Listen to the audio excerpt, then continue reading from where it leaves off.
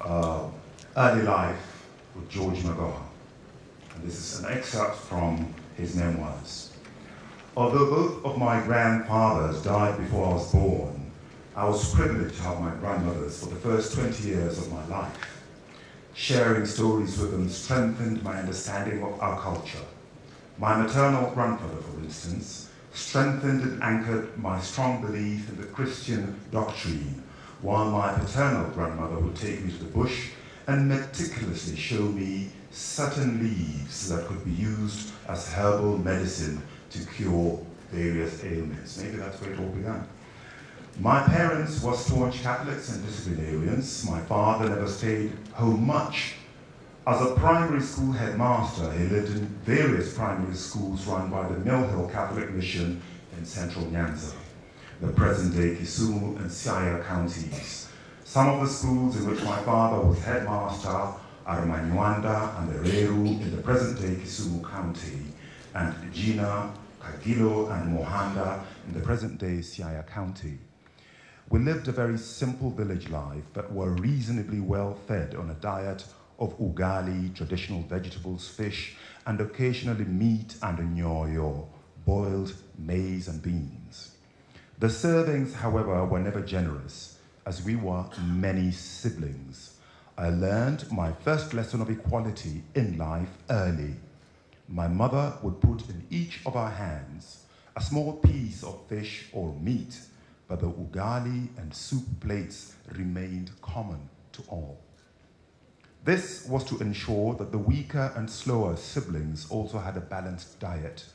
Breakfast was always porridge, although occasionally, when my parents could afford it, there would be a cup of tea. Meat and tea were only possible because of my father's dedication to his family. At night, we all slept together on a mat on the floor, sharing one big blanket, except for the youngest born, who had a bed because she was a baby. Bedbugs and jiggers were at this time in our lives a challenge. Professor Henry Mutoro to introduce our next speaker. We are now ready to hear from the horse's mouth, as they say. Let us welcome Professor Magoha with an applause.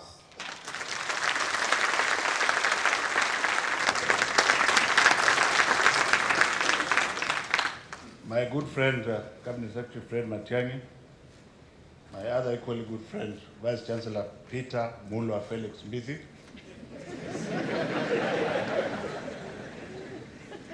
I would want to say I feel like I'm at home and therefore all protocol is observed, but I would want perhaps to recognize my two great mentors, the first one being Professor Francis John Kichaga, who is seated here in front.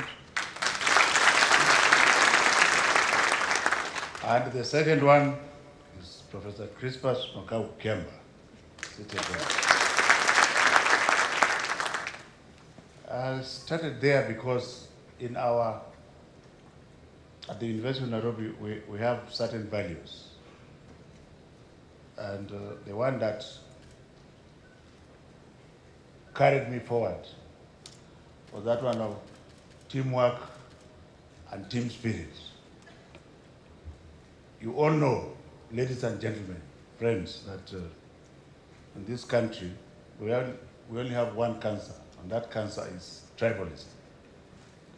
Tribalism permeates all aspects of our lives. People don't talk about it, but like now I am with the small children, children only do what they see you doing, and we all do it. And I want to confess here, as Magoha, son of Magoha. And I forgot to recognize my son, the young doctor there, Dr. Michael Magoha. That's my son.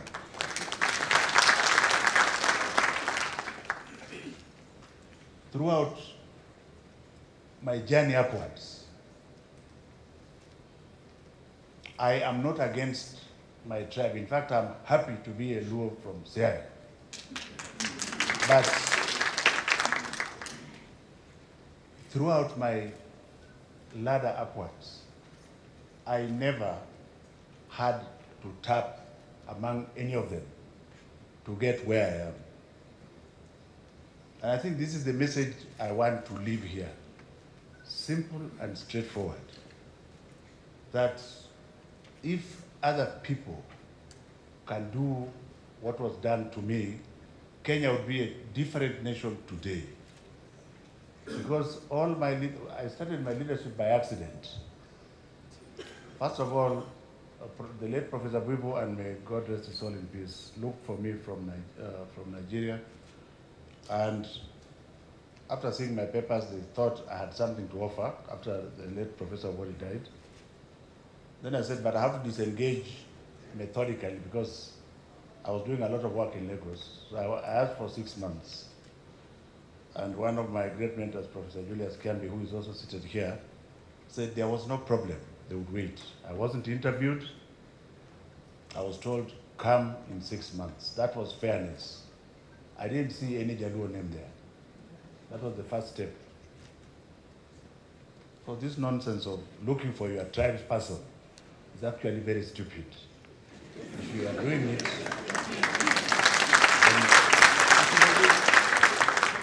so I was employed by Professor Kiambi, whose comments on my personality I retrieved, because as Vice Chancellor I had access to everything. So they were very good comments. Then came 1997, when the chairman of surgery, Professor Mbalu, wanted to go on sabbatical leave. And the wisdom of the leaders of the college at that time appointed another professor to act as chairman. And that professor said, no, I'm not a Kenyan, and dealing with surgeons is difficult. I shall not manage. Can you look for somebody else? Then Professor Pamba, the late Professor Pamba, may his soul rest in peace, said, why don't you try Magoha? I said, but that one is very curly. Which way he's going to manage? So it happened that I became acting chairman of surgery by default. Again, I have not seen anybody from my lineage in the line oiling the way. 9 months later, Professor Mbalu comes back. But before then, that time, Professor Gichaga was moving up and down. He will excuse me, like a woman in labor, because the university had no money to run it. So he was going all over the place with the idea of the Module 2 program. And so he came to surgery with the late Kirumbi Kimani, may God rest his soul in peace. And he found me fixing certain metal grills around the building. And he said, but where did you get money to do this? Because we have no money even to pay salaries. I said, but the money is out there. You just need to go for it. So then I told him, well, I got money from some surgical companies out there. And he used to have a small notebook in his pocket. Took the notebook, asked for my name, and he left. When Balu came back, he decided to retire. And again, the leaders at the college appointed somebody else to be the chairman. And Professor Gichaga would hear none of it. He said, no, I wanted that one who was putting grills. So that is how I became chairman, by default. And I'm telling you all this so that if you like, you can listen. Because this country is going in the wrong direction, where everybody is thinking of his tribe's person first. And it is actually, I would say it is very stupid. So I was